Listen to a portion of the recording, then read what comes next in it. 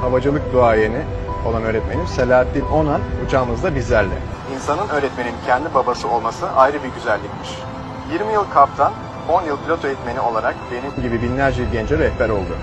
Onları yetiştirdi. Buradan ona tüm öğrencileri adına sonsuz şükranlarımı sunuyor ve ellerinden öpüyorum. İyi ki varsın, iyi ki öğretmenimsin, iyi ki babamsın.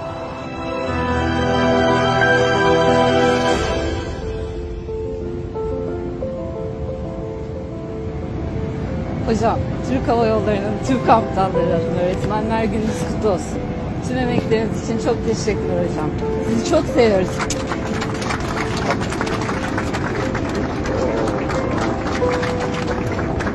Sağ olun, teşekkür ederim. Buyurun hocam.